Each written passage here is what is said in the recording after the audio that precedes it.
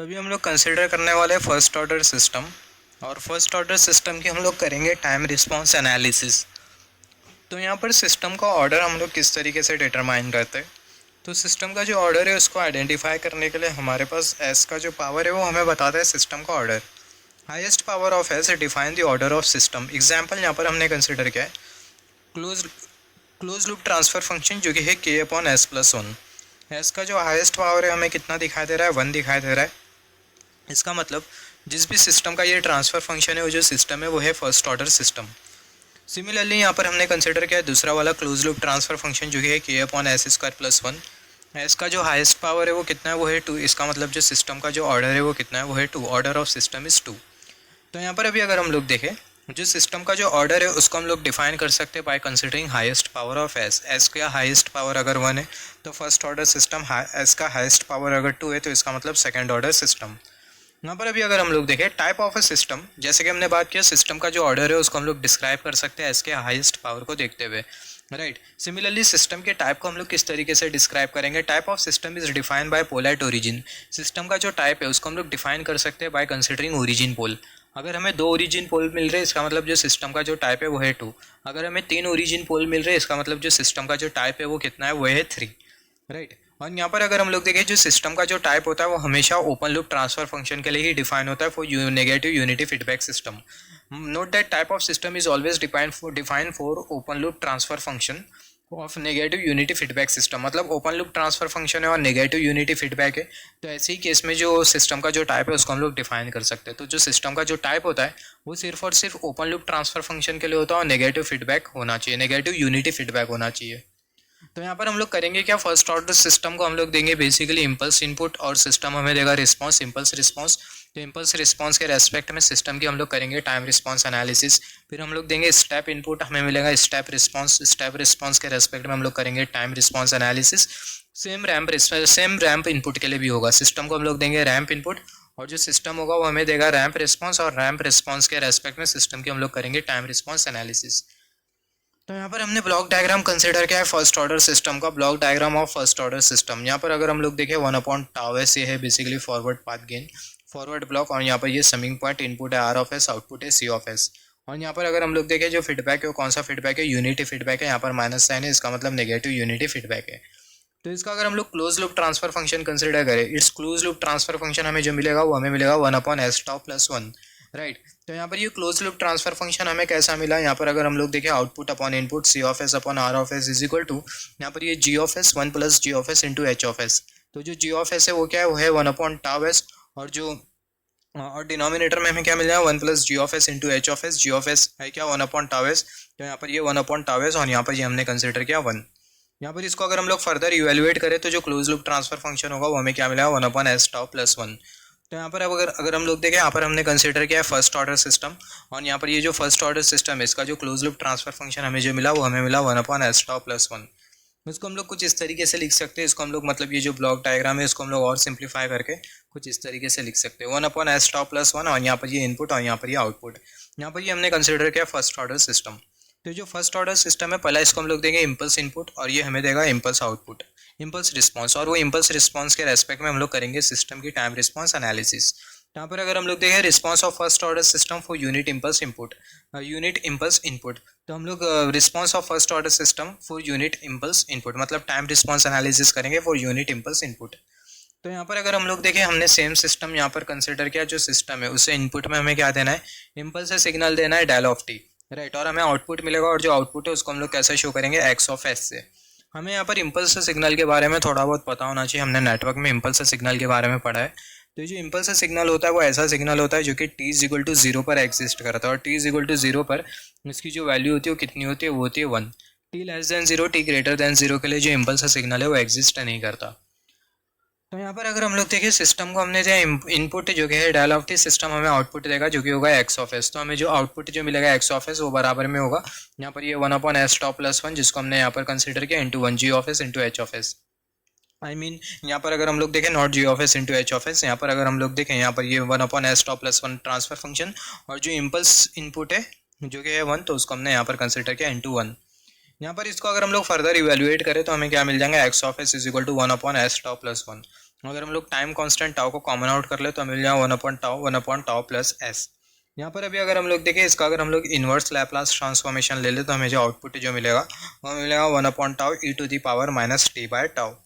तो यहाँ पर अगर हम लोग देखें यहाँ पर ये जो आउटपुट हमें जो मिल रहा है, यहाँ पर ये जो फंक्शन हमें जो मिल रहा है, ये कैसा फंक्शन है? ये जो फंक्शन है बेसिकली डिकेइंग फंक्शन है। इसको अगर हम लोग बनाए तो हमें कुछ इस तरीके से डिकेइंग फंक्शन मिलेगा। तो यहाँ से अगर हम लोग देखें, यहाँ से हमने क्या देखा, जब हम लोग फर्स्ट ऑर्डर सिस्टम को इम्पल्स इनपुट देते हैं तो जो आउटपुट होता है वो हमें कुछ इस तरीके से डिकेइंग फंक्शन के तरह मिलता है, राइट। तो यहाँ पर अगर हम लोग देखें, if impulse input is given to first order system then we get a decaying function और कैन से डिकेइंग एक्सपोनेंशियल। अगर हम लोग इम्पल्स इनपुट किसी फर्स्ट ऑर्डर सिस्टम को देते हैं तो आउटपुट में हमें क्या मिलता है? आउटपुट में हमें मिलता है डिकेइंग एक्सपोनेंशियल। तो बहुत इंपॉर्टेंट था, वो हमें नोट डाउन करना होगा। सिमिलरली अगर स्टेडी स्टेट एरर के बारे में बात करें तो जो स्टेडी स्टेट एरर है वो बराबर में होता है reference input minus actual output. Actual output हमें क्या मिल रहा था? एक्चुअल आउटपुट हमें मिल रहा था ये x ऑफ एस 1/टाउ e⁻⁻t/टाउ। ये है क्या? ये है बेसिकली आउटपुट। तो एक्चुअल आउटपुट हमें क्या मिल रहा था? 1/टाउ e⁻⁻t/टाउ। ये बेसिकली हमें मिल रहा था एक्चुअल आउटपुट। तो जो एक्चुअल आउटपुट है उसको हमने यहाँ पर कंसिडर किया एक्चुअल आउटपुट 1/टाउ e⁻⁻t/टाउ। और यहाँ पर अगर हम लोग देखें रेफरेंस इनपुट हमें क्या मिल रहा था? रेफरेंस इनपुट हमें मिल रहा था डेल ऑफ टी। और यहाँ पर अगर हम लोग देखें जो स्टेडी स्टेट एरर है इसको हम लोग लिखते हैं e⁻t/∞, राइट। जैसे कि हमने डिस्कस किया, यहाँ पर हम लोग स्टेडी स्टेट एरर कंसिडर कर रहे हैं, मतलब एरर t/∞। हमने रेफरेंस इनपुट दिया था डेल ऑफ टी और एक्चुअल आउटपुट है 1/टाउ e⁻⁻t/टाउ। इम्पल्स सिग्नल के बारे में जैसे कि हमने बात किया, इसकी जो वैल्यू होती है डेल ऑफ टी की जो वैल्यू होती है वो 1 के बराबर में होती है, वो t = 0, राइट। t 0, t 0 के लिए जो डेल ऑफ टी जो सिग्नल है उसकी जो वैल्यू है वो होती है 0। मतलब ये जो डेल ऑफ टी जो सिग्नल है वो सिर्फ उसकी जो वैल्यू है वो 1 के बराबर में होती है t = 0 पर। t/∞ अगर कंसिडर करें तो t/∞ पर जो इम्पल्स सिग्नल है वो हमें नहीं मिलने वाला। तो यहाँ पर t/∞ पर ये जो इम्पल्स सिग्नल है डेल ऑफ टी इसकी जो वैल्यू होगी वो होगी 0। तो यहाँ पर अगर हम लोग देखें 0 माइनस समथिंग नॉट डिफाइन, तो ये रीज़न की वजह से जो स्टेडी स्टेट एरर हमें जो मिलेगा फॉर इम्पल्स इनपुट वो हमें नॉट डिफाइन मिलेगा। तो यहाँ पर अगर हम लोग देखें for impulse input steady state error is not defined for first order system. First order system हमने कंसिडर किया, उसको हमने दिया बेसिकली इम्पल्स इनपुट। तो हमें जो स्टेडी स्टेट एरर हमें जो मिलेगा वो डिफाइन नहीं होगा, जो स्टेडी स्टेट एरर होगा फॉर इम्पल्स इनपुट वो डिफाइन नहीं होगा। तो यहाँ पर अगर हम लोग देखें, यहाँ पर हमने क्या किया, यहाँ पर हमने कंसिडर किया था फर्स्ट ऑर्डर सिस्टम। हमने बेसिकली किया हमने कंसिडर किया था फर्स्ट ऑर्डर सिस्टम, और वो जो फर्स्ट ऑर्डर सिस्टम है उसको हमने दिया था इम्पल्स इनपुट, और वो जो फर्स्ट ऑर्डर सिस्टम है उसकी हमने क्या करी? एनालिसिस करी। हमने ये देखा कि इम्पल्स इनपुट के रेस्पेक्ट में टाइम रिस्पॉन्स एनालिसिस करी। इम्पल्स इनपुट के रेस्पेक्ट में जो सिस्टम है इसका जो आउटपुट है वो हमें कैसा मिलता है फर्स्ट ऑर्डर सिस्टम का। फिर सिमिलरली इम्पल्स इनपुट के रेस्पेक्ट में जो सिस्टम है उसमें हमें स्टेडी स्टेट एरर किस तरीके से मिलता है उसके बारे में हमने बात किया, राइट। तो इसी को ही हम लोग बेसिकली बोलते हैं टाइम रिस्पॉन्स एनालिसिस। सिमिलरली जो फर्स्ट ऑर्डर सिस्टम है उसको भी हम लोग देंगे स्टेप इनपुट, तो हमें क्या मिलेगा? आउटपुट मिलेगा, एरर मिलेगा, स्टेडी स्टेट एरर मिलेगा। तो यहाँ पर अगर हम लोग देखें स्टेप सिग्नल के लिए जो एनालिसिस हमने जो की है उसको हमने यहाँ पर कंसिडर नहीं किया है, मगर जो आउटकम हमें जो निकल के आया, जैसे कि यहाँ पर ये इम्पल्स इनपुट के लिए हमें क्या क्या आउटकम निकल के आया था, स्टेडी स्टेट एरर डिफाइन नहीं था, आउटपुट हमें क्या मिल रहा था? एक्चुअल आउटपुट हमें मिल रहा था 1/टाउ। एक्चुअल आउटपुट हमें क्या मिल रहा था? एक्चुअल आउटपुट हमें ये मिल रहा था 1/टाउ e⁻⁻t/टाउ, राइट। हमें ये एक्चुअल आउटपुट मिल रहा था, राइट। सिमिलरली अगर हम लोग देखें जो स्टेडी स्टेट एरर था वो डिफाइन नहीं था, राइट। तो ये सारे पैरामीटर को हमने कंसिडर किया, ये सारे जो इंपॉर्टेंट पैरामीटर है इसको हमने कंसिडर किया, इसको हमने नोट डाउन किया। सिमिलरली जब हम लोग स्टेप सिग्नल भी कंसिडर करेंगे तो स्टेप सिग्नल के केस में भी हमें आउटपुट मिलेगा, स्टेडी स्टेट एरर मिलेगा, सिमिलरली रैंप में भी मिलेगा, पैराबोलिक में भी मिलेगा। तो जो आउटकम हमें जो मिलता है उसको हमने यहाँ पर टेबल में टैबुलेट किया। तो सबसे पहला यहाँ पर ये इनपुट और यहाँ पर ये आउटपुट c(t), यहाँ पर ये एरर, और यहाँ पर ये बेसिकली हमने कंसिडर किया स्टेडी स्टेट एरर। तो यहाँ पर अगर हम लोग देखें इनपुट, तो सबसे पहले हम लोग जो इनपुट जो देंगे दिए थे हमने, पहला जो इनपुट जो दिया था फर्स्ट ऑर्डर सिस्टम को, वो कौन सा इनपुट था? इम्पल्स इनपुट था। और उस इम्पल्स इनपुट को हम लोग कैसे शो करते हैं? डेल ऑफ टी से। और हमें जो आउटपुट जो मिला था वो हमें क्या मिला था? c(t) आउटपुट हमें जो मिला था वो मिला था 1/टाउ। यहाँ पर ये डिनोमिनेटर में टाउ है, 2 नहीं है, ये 1/टाउ e⁻⁻t/टाउ। यहाँ पर ये 2 नहीं है, कर्सर की टिप, ये 2 नहीं है, यहाँ पर ये टाउ आएगा टाइम कॉन्स्टेंट, यहाँ पर भी आएगा टाउ। तो हमें आउटपुट क्या मिला था? हमें जब इम्पल्स इनपुट हमने दिया था तो हमें जो आउटपुट जो मिला था 1/टाउ e⁻⁻t/टाउ, राइट। तो उसी को ही हमने यहाँ पर लिखा, आउटपुट हमें जो मिला था मिला 1/टाउ e⁻⁻t/टाउ। यहाँ पर अगर हम लोग देखें, यहाँ पर हमने u(t) कंसिडर किया, उसका रीज़न ये कि अगर हम लोग देखें यहाँ पर, अगर हम लोग देखें हमें जो फंक्शन जो मिल रहा है t ग्रेटर देन 0 के लिए मिल रहा है, तो यही रीज़न की वजह से हमने जो एक्सपोनेंशियल फंक्शन हमें जो मिल रहा था, एक्सपोनेंशियली डिकेइंग जो फंक्शन हमें जो मिल रहा था, वो बेसिकली हमें मिल रहा था राइट t ग्रेटर देन 0 के लिए। तो यही रीज़न की वजह से हमने कंसिडर किया u ऑफ t, यही रीज़न की वजह से यहाँ पर हमने कंसिडर किया u of t। Similarly error के बारे में बात करें, जब हम लोग किसी भी फर्स्ट ऑर्डर सिस्टम को इम्पल्स इनपुट देंगे तो हमें जो एरर जो मिलेगा वो होगा डेल ऑफ टी। हमें पता है जो एरर होता है वो होता है r of t, reference input minus output. Reference input में हमने क्या दिया था, इम्पल्स से दिया था del of T, minus sign ये जो हमें जो दिखाई दे रही है वो एज इट इज, और हमें जो आउटपुट जो मिला वो हमें क्या मिला, 1 tau e to the power minus T by tau, right. Similarly अगर हम लोग देखिए किसी फर्स्ट ऑर्डर सिस्टम को अगर इम्पल्स इनपुट देंगे तो जो स्टेडी स्टेट एरर होगा टी टाइम टू इन्फिनिटी पर, वो डिफाइन नहीं होगा। सिमिलरली कंसिडर कर लेते हैं स्टेप इनपुट। हमने कंसिडर किया फर्स्ट ऑर्डर सिस्टम, उसको हमने स्टेप इनपुट दिया, तो हमें जो आउटपुट जो मिलेगा वो हमें मिलेगा u of T minus E to the power minus T by tau into you of t. इसको हम लोग फर्दर लिख सकते हैं सिंप्लीफाई करके 1 minus E to the power minus T by tau into you of t. Similarly अगर हम लोग किसी फर्स्ट ऑर्डर सिस्टम को स्टेप इनपुट देंगे तो हमें जो एरर जो मिलेगा वो हमें मिलेगा e of T is equal to e to the power minus T by tau into you of t. Similarly किसी भी स्टेप सिग्नल को, जब किसी भी फर्स्ट ऑर्डर सिस्टम को जब हम लोग स्टेप इनपुट देंगे तो हमें जो स्टेडी स्टेट एरर जो मिलेगा वो हमें क्या मिलेगा, वो हमें मिलेगा 0। सिमिलरली हमने कंसिडर किया फर्स्ट ऑर्डर सिस्टम और उसको हमने दिया रैंप इनपुट है। रैंप हम लोग शो करते हैं आर ऑफ टी से, इसको हम लोग ऐसा भी लिख सकते हैं T into you of T. तो किसी भी फर्स्ट ऑर्डर सिस्टम को अगर हम लोग रैंप इनपुट देते हैं तो जो आउटपुट हमें जो मिलता है वो हमें मिलता है C of T is equal to R of T minus tau 1 minus E to the power minus T by tau. यहाँ पर अगर हम लोग देखें, इसको मैंने यहाँ पर लिखा हूँ आर ऑफ टी, हमें जो आउटपुट जो मिलता है वो मिलता है r of T minus tau bracket में 1 minus E to the power minus T by tau into you of t. Similarly जब हम लोग किसी भी फर्स्ट ऑर्डर सिस्टम को रैंप इनपुट देते हैं तो ऐसे केस में हमें जो एरर जो मिलता है वो हमें मिलता है e of T is equal to tau 1 minus E to the power minus T by tau into you of t.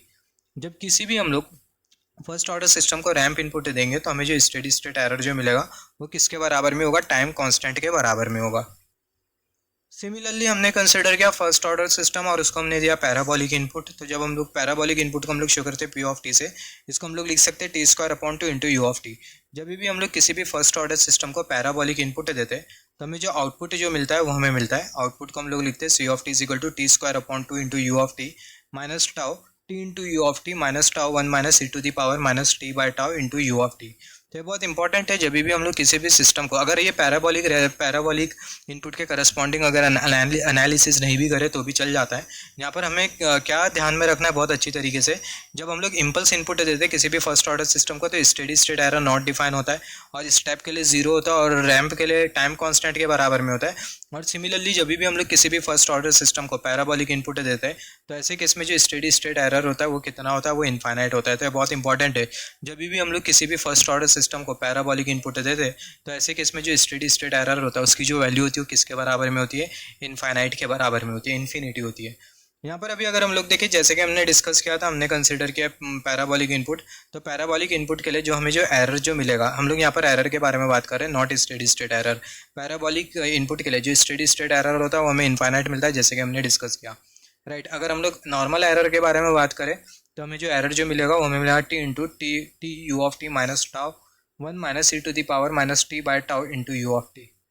यहाँ पर अभी अगर हम लोग देखें, ये बेसिकली जो टेबल है बहुत इंपॉर्टेंट है, ये हमें पता होना चाहिए। अगर आपको ये टेबल, अगर ये इम्पल्स के लिए तो हम लोग याद रख सकते हैं, स्टेप का भी हमें याद हो जाएगा, रैंप का भी याद हो जाएगा। अगर पैराबोलिक का अगर हम लोग नहीं भी याद रखें तो भी चलेगा, मगर हमें इतना पता होना चाहिए इम्पल्स के लिए जो स्टेडी, किसी भी फर्स्ट ऑर्डर सिस्टम को अगर इम्पल्स इनपुट दे तो जो स्टेडी स्टेट एरर होता है वो नॉट डिफाइन होता है। स्टेप इनपुट के लिए जो स्टेडी स्टेट एरर होता है वो 0 होता है, रैंप इनपुट के लिए जो स्टेडी स्टेट एरर होता है वो टाइम कॉन्स्टेंट होता है, पैराबोलिक के लिए जो स्टेडी स्टेट एरर होता है वो कितना होता है, वो इनफाइनाइट होता है। तो ये बहुत इंपॉर्टेंट है। और एक बात, हमारा जो फर्स्ट ऑर्डर सिस्टम होता है उसमें किसी भी तरीके का ऑसिलेशन नहीं होता है, right. Note that first order system do not contain any oscillation. जो फर्स्ट ऑर्डर सिस्टम है उसमें हमें ऑसिलेशन नहीं मिलता। आगे हम लोग पढ़ेंगे सेकंड ऑर्डर सिस्टम के बारे में, जिसमें हम लोग ये देखेंगे कि जो सेकंड ऑर्डर सिस्टम है उसमें हमें बेसिकली ऑसिलेशंस मिल रहे होते हैं, और वो जो ऑसिलेशन जो होता है वो एक फैक्टर के ऊपर डिपेंड करता है जिसको हम लोग बेसिकली बोलते हैं जीटा। और ये जो जीटा होता है वो डिफाइन करता है सिस्टम के बिहेवियर के बारे में, कि हमारा सिस्टम स्टेबल होगा, अनस्टेबल होगा, मार्जिनल स्टेबल होगा, सिस्टम का रिस्पांस कैसा होगा, राइट। तो हम लोग ये नेक्स्ट वाली वीडियो में बात करेंगे time response analysis of second order system.